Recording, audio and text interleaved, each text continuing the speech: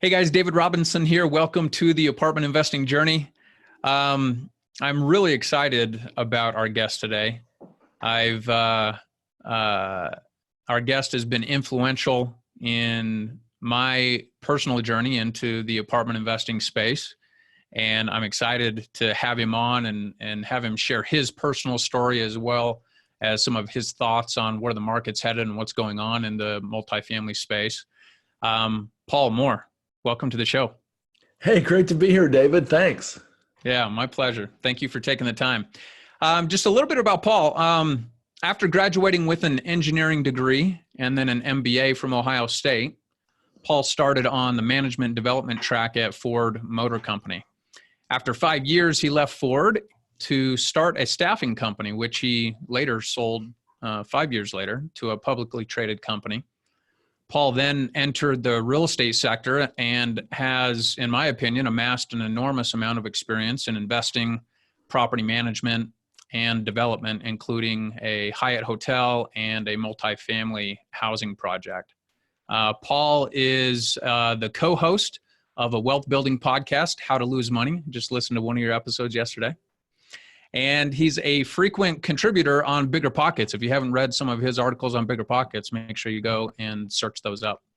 And he's also the author of the book, The Perfect Investment. The Perfect Investment.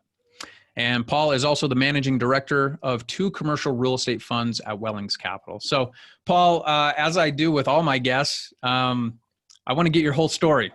So back up and tell us, you were born and then what? Oh man, really? Okay, great. No, I in high school I was like so misinformed. I didn't have any like guidance, I guess, because I wanted to be a parapsychologist, David, and I wanted to be like a Ghostbuster or some weird thing like that. When I found out there was no degree in that, I got a degree in petroleum engineering, which was my first mistake. And then I got an MBA, which was not a mistake, and ended up really figuring out years later that I really should have been in marketing and investments, but that took me a long time to get there. Been in real estate. This is my 20th year. I've done all kinds of things, like you said, including ground up multifamily, ground up hotel, a whole bunch of construction, subdivisions, rent to own, lease option sandwiches, flip houses, all kinds of fun stuff. But once I found out the joys and the formulas and the math behind commercial real estate in 2011, I really never wanted to go back to focusing on residential again. So that's where I've been. I've been in commercial since 2011. That's great. And I want to hear about this transition. I mean, you have a pretty cool backstory, sort of being in the corporate space and then startup and selling your company and having a good chunk of money to be able to go do some cool things with. And in your book, which was influential in getting me into this space and really wanting to explore it further, you go into a lot more depth on that. And obviously for our listeners, if you haven't picked up Paul's book, you will want to go check that out. And more recently, you have started to transition or add, I would say, different asset types. Mm-hmm. And so I definitely want to get into that and hear more about that. But if you can, maybe talk to us about your journey in real estate and some of the challenges that you faced as you sort of progressed your way into commercial. Yeah. So back when I was flipping houses, I always was thinking, bigger, better, faster type of thing. And so I thought, well, if flipping houses is profitable, building ground up will be certainly more, right? And David, somebody who doesn't know how to tighten the door lock on his house probably shouldn't build a house from the ground up.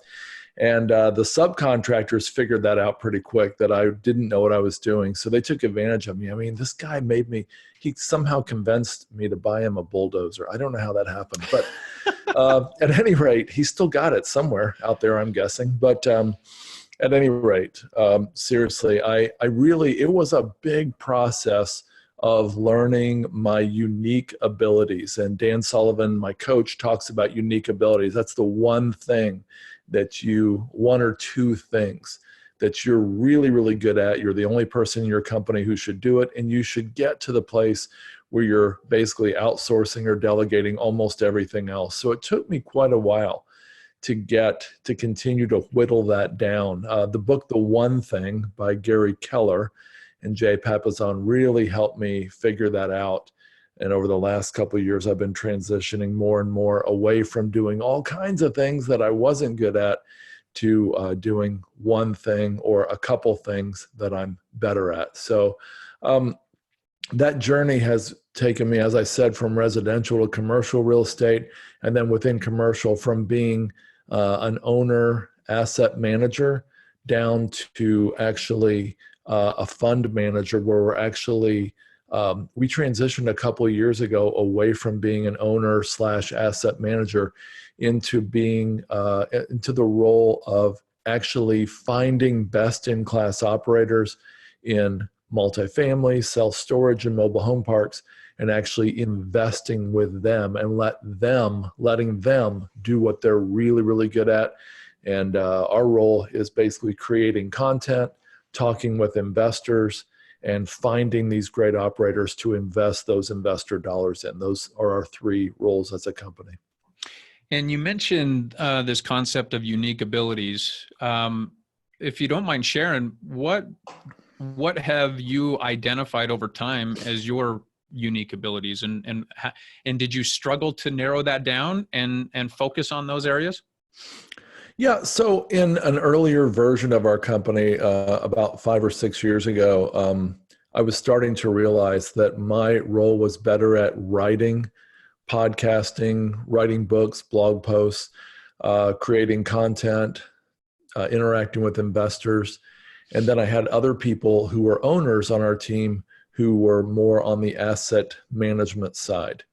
And honestly, I struggled when I found out that even though it wasn't really my role to be on the asset management side, the other folks on the team were not probably as gifted in that area as I had thought and as they had thought.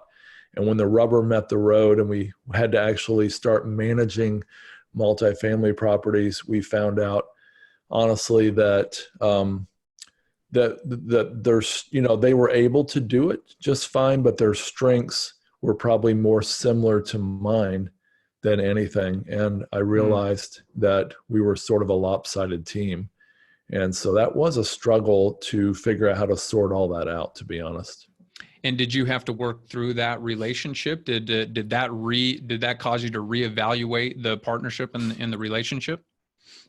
Well, it made me really, really value the benefit of having a track record and a team that were a team of specialists that had been through the Great Recession. People who had already been working as a team since before 2008, who had survived or hopefully even thrived through the recession. And I realized, that although my team has done a whole bunch of things individually and some together, we did not have a team that had been around since before that. And I realized there was incredible power to having somebody who's been around 20, 30 years and who's been through several cycles. And so with your current business model of really with your two funds and your main focus of sourcing and identifying best-in-class operators, is that part of your criteria, is identifying operators that have the experience of going through a downturn? Yeah, we have a list of about 25 criteria when we pick an operator to invest in. We basically are trying to invest heavily with a handful of operators. We provide diversification to our investors across asset classes, or asset types at least, geography, operators, assets, and even strategies. And so we have a lot of criteria. We're very strict. And Warren Buffett said, really successful people say no a lot. The most successful people say no almost every time. And so it was hard as a relational type entrepreneurial person to say no as a default, but I've had to learn to do that. And it's really paying dividends now. Oh, that's great. Well, I want to chat real quick about your first foray into commercial, and then I would like to get your thoughts on the state of the multifamily market and where you predict things headed. But I would like to hear just your initial foray, because you talked about this space in time where you became aware of commercial. And what was that like? What were the points that you remember that caused you the light bulb to go off to say, wow, this is the space that I need to be in? What was that like? Yeah. So, David, I had a sense for years I wanted to be, and I should be involved in commercial real estate, but like a poll of residential realtors and residential real estate investors was taken at some point recently and said 72% want to invest in commercial, but only, I think, 30% do. And I think the issue is people don't know where to start. They don't know how to get started. They don't know who to trust. And I was in that same boat. Well, in 2010, when the residential market was really in the tank, I actually found myself investing in oil and gas in the North Dakota Bakken oil region. And my partner had a small jet, and we would fly up there, and we would never have a place to stay. And so there were guys and a few ladies parked in pickup trucks and cars along roadside rest stops and all over Walmart parking lots, at the Waffle House, etc., because there was no housing. There were 18,000 job openings, very highly paid jobs, and no place to stay. And so we decided to very quickly acquire about 75 acres right on the edge, right in the middle of the oil boom, and build housing for oil and gas workers. And so we built a multifamily facility. We owned and operated that for a number of years very successfully. And we sold that and went on. And my partner actually built a Hyatt hotel, and I helped him with that after that. But at some point in there, I don't remember exactly when, but I came to find out about the value formula in commercial real estate. David, you and I have both done residential in the past. And I know that if you buy a home for $300,000 and you go crazy, you're like Chip and Joanna Gaines Jr. on steroids, and you finish the attic and finish the basement, you add gold-plated fixtures, and you put on all kinds of additions, and you put $500,000 in improvements, you've got an $800,000 house. But you don't really, because the house value is still based on the comps, as we all know. Commercial real estate's entirely different. And when I realized this is when I never looked back. Of course, commercial real estate is based on a value formula. And the value formula is the value is the income divided by the rate of return. And more specifically, it's the net operating income divided by the capitalization, or the cap rate.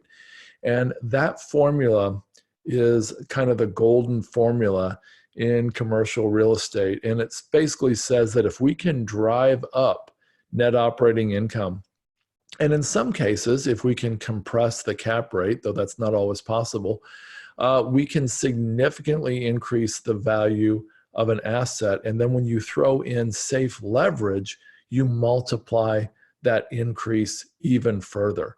And so it's a very, very powerful formula that works for multifamily and other commercial real estate asset classes.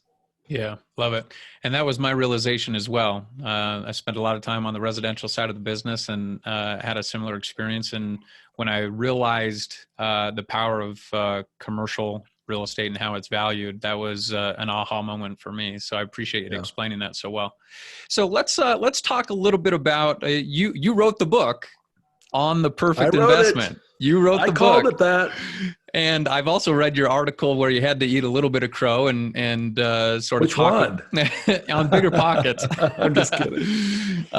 But your book was phenomenal in laying out a very well written, very well communicated argument for commercial multifamily real estate. Thank you. And it's been very good to a lot of people, including yourself, over the last 7 to 10 years. So talk to us a little bit about what you see happening in the multifamily space, and some of the changes in your personal strategy moving forward.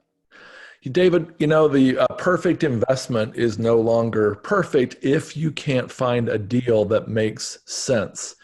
And the problem, going back to our value formula, is that the cap rate is so often so very compressed, which means the prices are high, that it's hard to get a good deal. If I read Howard Marks' book, Mastering the Market Cycle, Getting the Odds in Your Favor.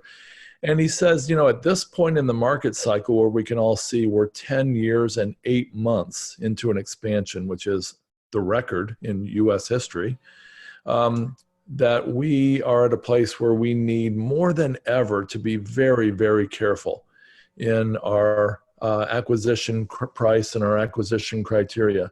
Well, by the same token, at the same time that we need to be most careful, unfortunately, investors and operators who are acquiring assets now are often taking the biggest risks because there are razor-thin margins, very little room for error. And on top of that, 93% of multifamily over 50 units out there are owned by LLC, or I should say corporations, companies that have already wrung the value out of these properties. And so there's not a whole lot of buffer, not a whole lot of value add available in a lot of properties. Of course, that's not true for all.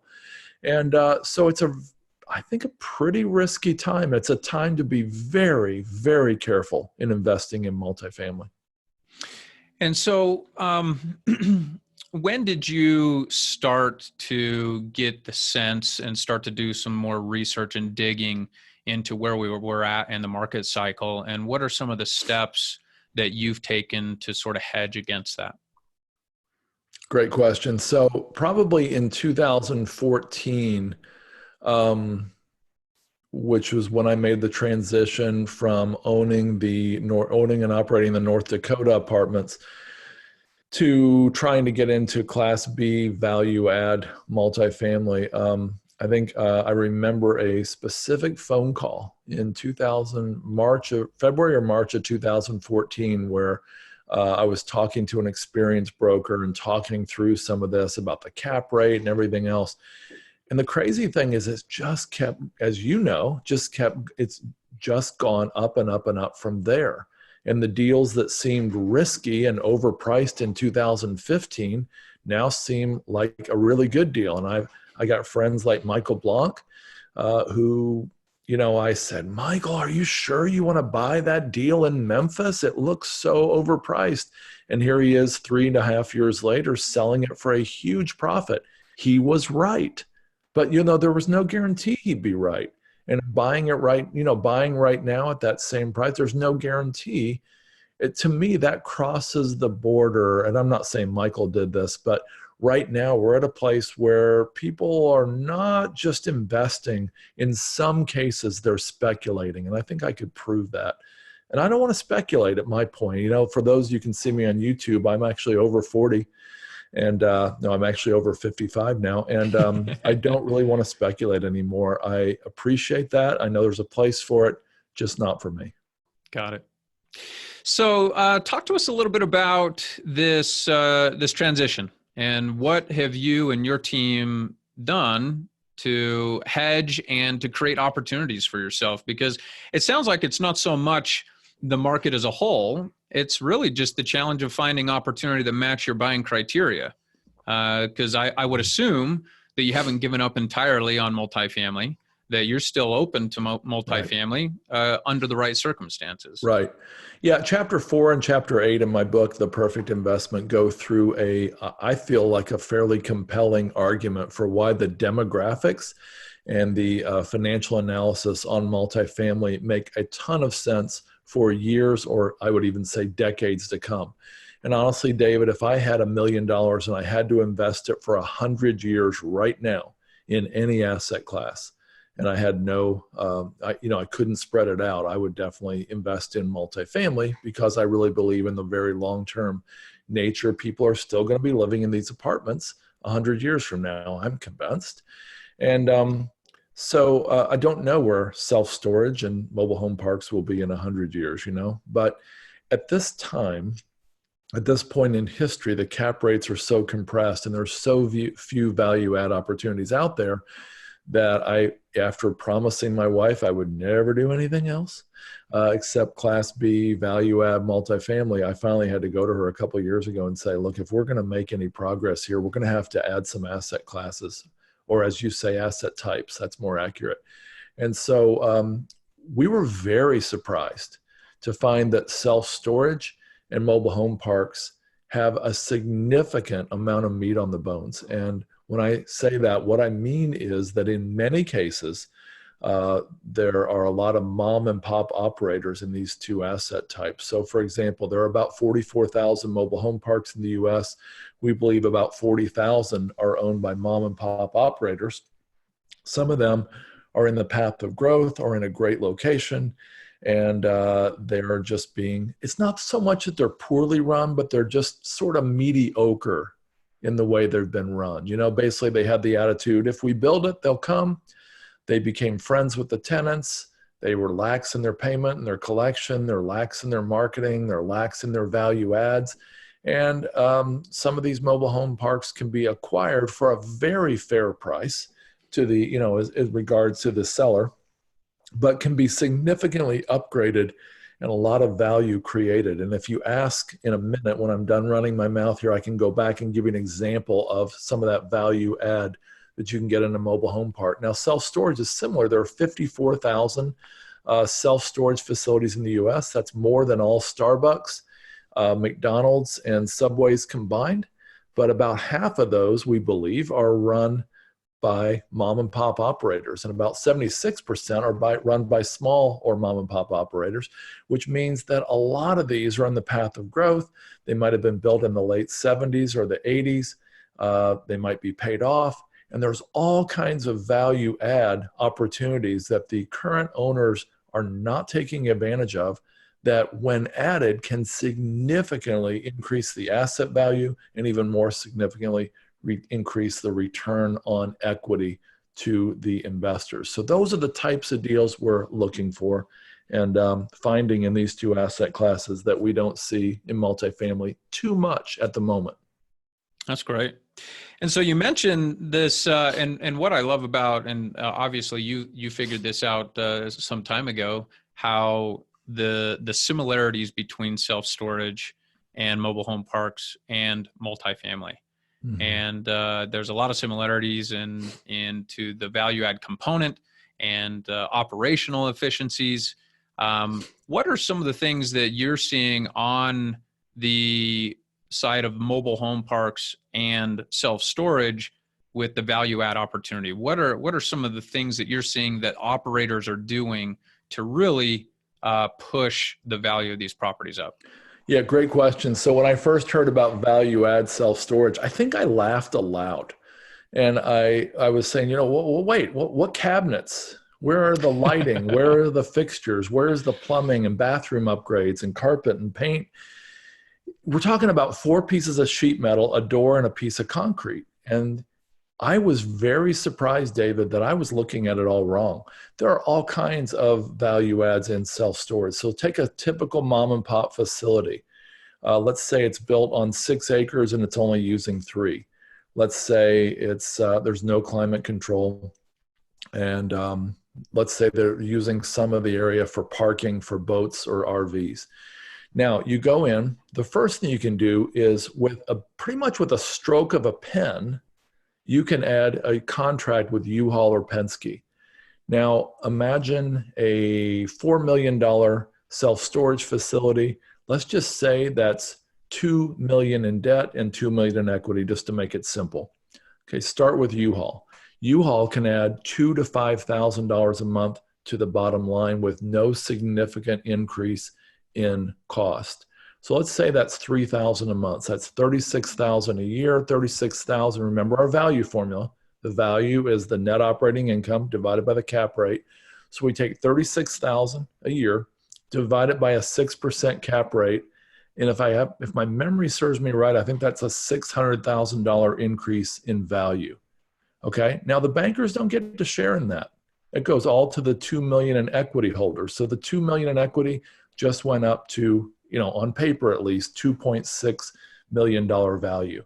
Now, furthermore, imagine they're not selling insurance and you decide to sell insurance to all, let's say 400 of the 800 residents at a self-storage facility. I shouldn't say residents, but tenants, at $10 a month. Okay, you do the math on that. I've done it before. I think that turns out to about a $400,000 increase in value just from selling insurance, because you get to do profit share. You also, let's say you add a showroom and you sell locks, boxes, tape, and scissors. This adds another 2 to 5%. Oh, by the way, having U-Haul or Penske also adds to the occupancy. Let's say that the prices are 20 to 30% below the market pricing, which is very common for a mom and pop. So you bring those up to market and you've added another probably over $1 million in value to that facility. And so all told, you can put these things together. You can also charge admin fees, late fees. And then the big one, of course, is the land is already paid for. The permits are already there, or at least the zoning's there. You add another climate controlled building to some of that vacant acreage there, and you really, again, if the market justifies it, you can really take your profits to the moon. Yeah, interesting. Thank you for sharing some specific examples of the value add component in that. I am interested, generally speaking, in the multifamily space, a lot of the syndicators across the country try to acquire properties with a 3 to 5 year business plan, in some cases 7 years. What are the hold periods like for these types of assets, mobile home and self-storage? And who's the end buyer? We in the multifamily space, oftentimes you'll have a syndicator who goes and does a big value add and leaves some meat on the bone for the next value add opportunity. Mm-hmm. Who's the end buyer or the end user after you execute on? Well, number one, what's the hold period traditionally with these asset types, and who's the end buyer?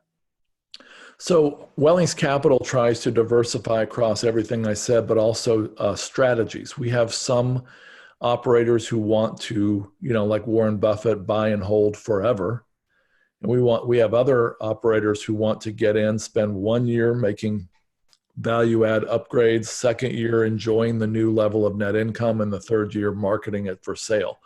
So it's all over the board, just like multifamily. It may be 3 years, it may be 10 years. As far as the end buyer, there are an increasing number of institutional investors coming into the mobile home park space and self-storage, and they don't want to write small checks, and you know that.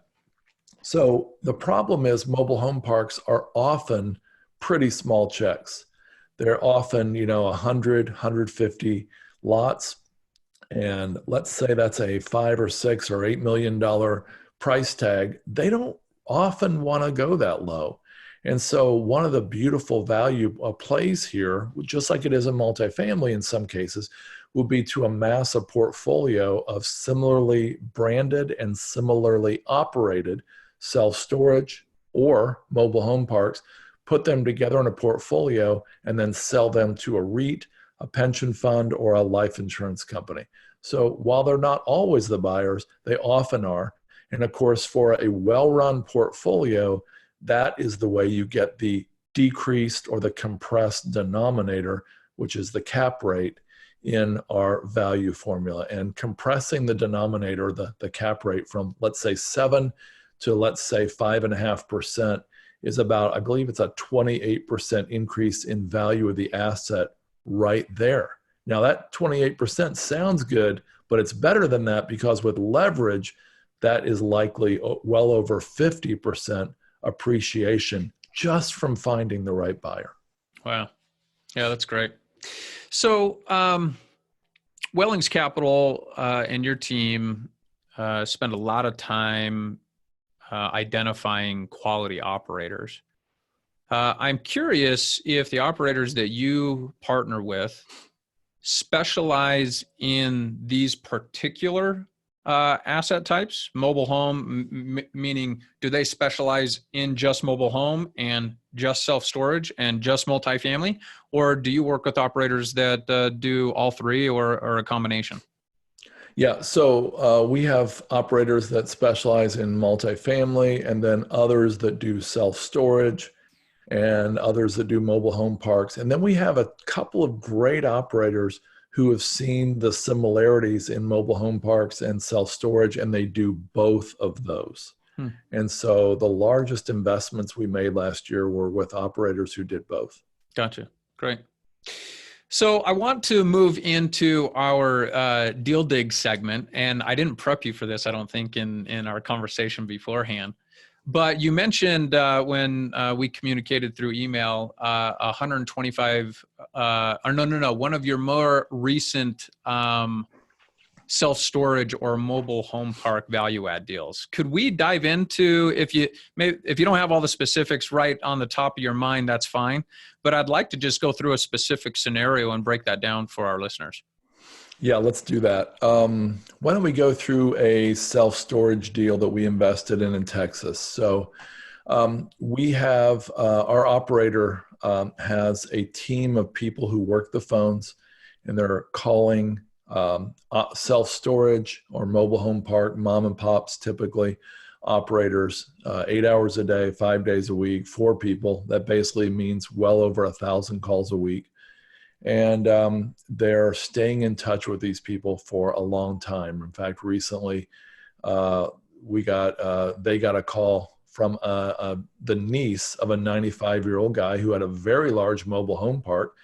They had been calling him since he was 88 every quarter. And so that's 28 phone calls over 7 years, I guess. And the niece said, he's getting too old to do this. We have, as a family, we've convinced him to sell, and you've been in touch with us so consistently, we'll just take the offer you made several years ago. And he said, are you sure that's enough? And she said, sure. And it was obviously millions of dollars. And for a 95-year-old, I guess that was good. And so that's the way they find deals. Now, transitioning from that was in Michigan. There was a Texas self-storage deal where a call was made, and there were several kids involved, 5 kids. They were all fighting. They inherited the self-storage facility. They were running it into the ground, and they accepted a $2.4 million offer. And when the operator flew out there, he found out that it was actually on the market with a broker for $5.5 million. And they wanted the 2.4. When he realized that, and actually 2.4 was a fair price based on how poorly it was run. And so they accepted that. So he was able to go in with cash, purchase it, take the delinquency down from a very high number. Like, let's say it was over 50% of people paying late or occasionally not paying. He was able to auction off stuff. He was able to add U-Haul trucks, locks, boxes, tape, scissors, better marketing, better website, increase rents about 24%. And he was able to get the appraised value in just 6 months, David, up from 2.4 to, I believe, 4.4 million. Then he went in, and again, it's just math. And he went in and he financed it for the first time at 50% LTV. So he got 2.2 million in financing. Now there's only 200,000 of our equity in this property. And if we sell soon, which we probably aren't going to do, but if we do, I think that'll be like an 8x return or an 800% return on the equity there. And you can see with the way I described it, how that could easily happen. This operator, it's easy to ask and wonder, is this a one-off deal? Was this like a once-in-a-lifetime deal? It's not. He comes across a couple deals like a month like this. And because he's got such a great system of reaching out to mom and pop operators. So his average return over the last several years, I believe, has been 64% annually to investors. These are the type of returns you can get if you know how to run a company and you know how to acquire from a mom and pop with meat on the bones. Now, will that last forever? Absolutely not. Those opportunities are not going to be around forever, but they are now, and we're capitalizing on that. Wow, that's wonderful. And I'm interested in the equity structure or the deal structure for these type of syndications versus multifamily. Are they structured the same way with a preferred return and roughly 70-30, 75-25 type split? Yeah, they're roughly the same. I mean, there's typically an asset management fee and then a preferred hurdle, I like to call it, of 7, 8, or 9%, and then a split anywhere between 80-20 all the way down to 60-40 on the above the preferred hurdle rate. And of course, that's in favor of the investor. Yeah, great. Well, Paul, this has been a very interesting conversation. I appreciate you being willing to come on and share your thoughts on where we're at in the market cycle as it relates to multifamily, and really, hopefully, open the eyes of our listeners to some other potential possibilities.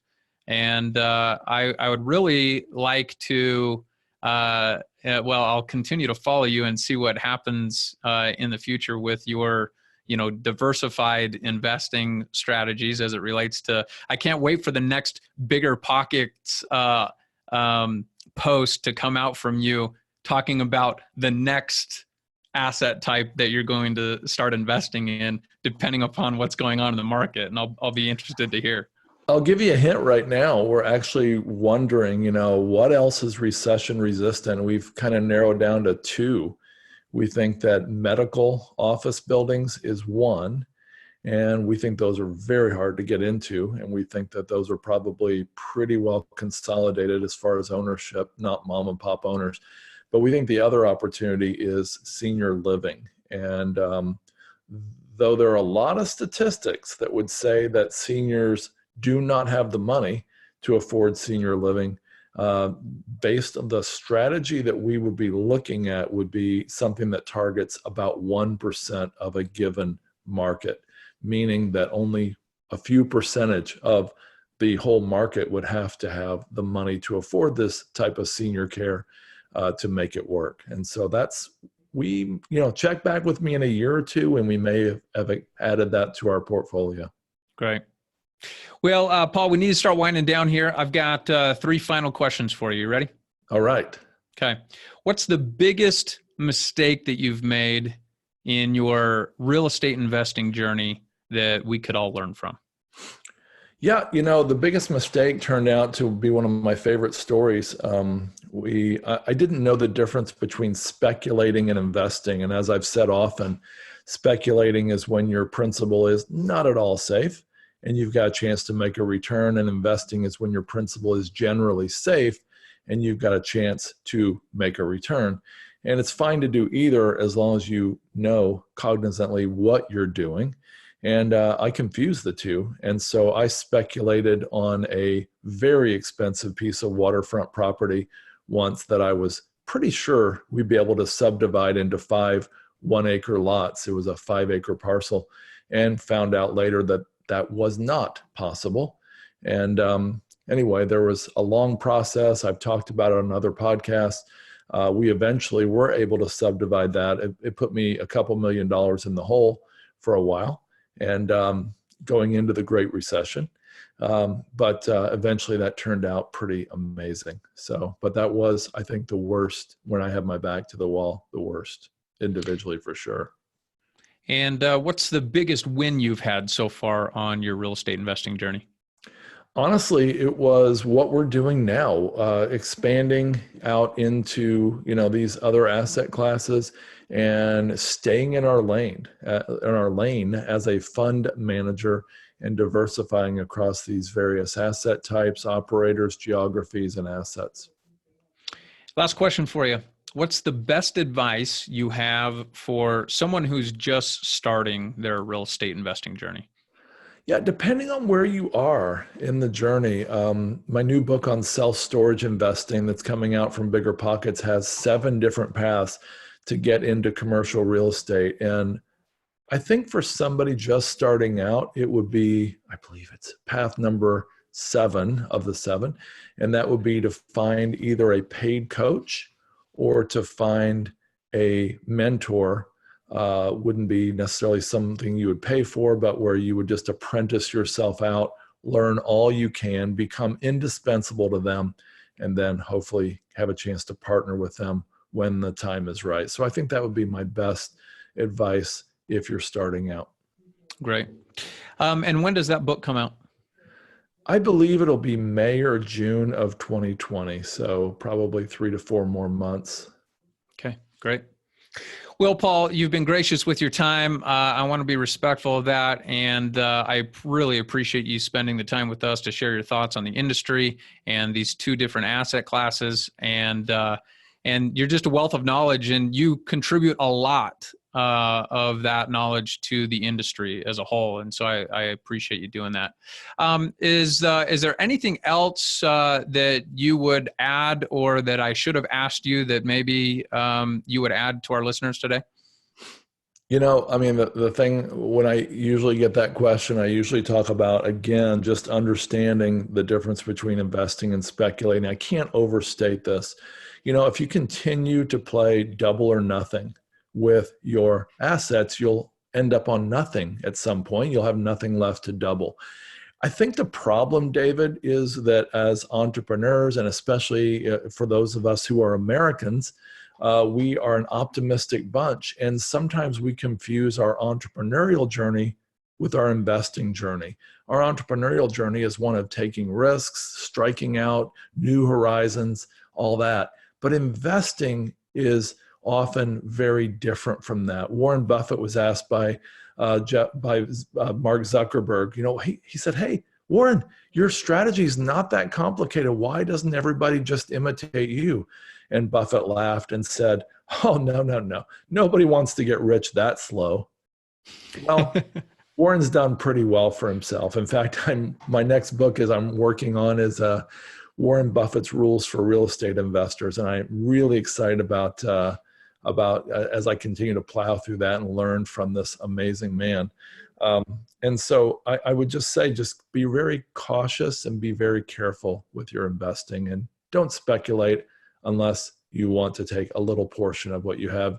A great quote is in my book, and that is, investing should be like watching grass grow or watching paint dry. If you want excitement, take $800 and go to Las Vegas. Love it. Well, on that note, Paul, how can our listeners connect with you, learn more about what you have going on? They can connect with me at my website. It's wellingscapital.com. That's WELLINGSCAPITAL, wellingscapital.com. Great. Paul, thank you so much for taking your time, and I look forward to connecting with you again soon. All right. Thanks, David. Take care.